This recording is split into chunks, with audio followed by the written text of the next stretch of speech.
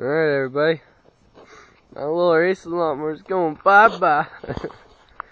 Well, my buddy that I got it off from is actually going to take it back. For whatever reason, he still wants it.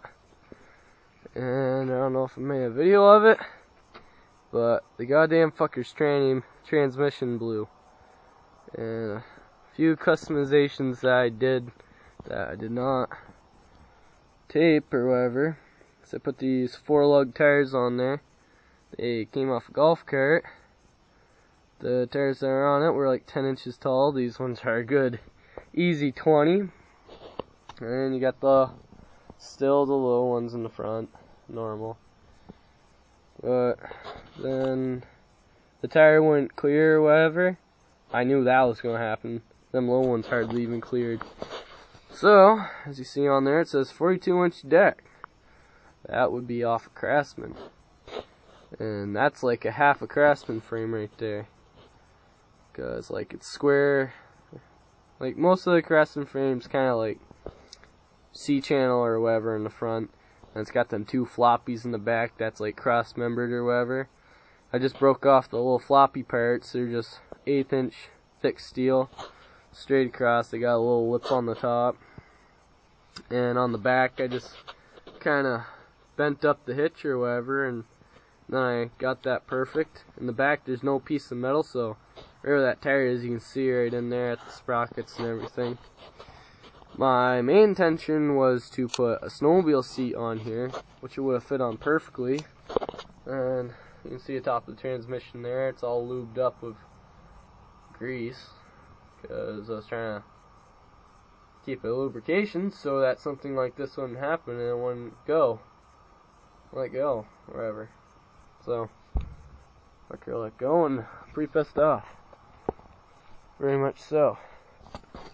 Right here, it's a bit dark, but you can see the axle going across. There's a box right there which has the spider gears in it. That actually cracked. I welded them up, freaking snapped it. It snapped the whole casing, but it still worked. Then we got the same dealio on this side for a 2-inch deck, piece of metal. The brackets got carried from the other frame, from this frame onto the part of the Craftsman frame, which is further back. So that tires will be further away from that. I shortened up the pipe a little bit on the tip so that I wouldn't rub the tire, because I had even bigger ones on here, but they just couldn't quite clear. Just right in between right there, in between the tire and the frame, there's like hardly any space. When it gets to a certain point when it's rolling, it just barely touches it. I got these tires that straight. Frickin' A. It's got a little bit of exhaust leak there. Belt's hanging down. And got the old-fashioned carburetor. Came off a different motor. This one is believed to have 8 horse in it before. So it stepped up its game quite a bit. I'm gonna miss this lawnmower, but I'm gonna see it now and then. Whatever. But I'm actually trading it with my buddy for a 16 horse Toro. Toros are pretty good, but this one, the Toro that he has, is like 1990s or whatever. And the entire cowl of it was plastic, except for the very bottom that hinged on the Toro. It was that ridiculous. I actually rode it before and I beat the crap out of it.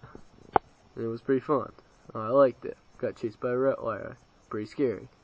Going down a hill, going like 30 in neutral. Smart idea.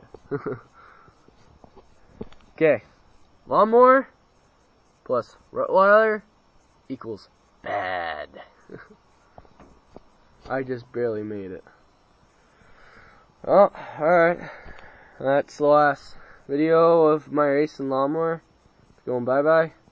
And Allison, I'm going to try to do a video on that eventually.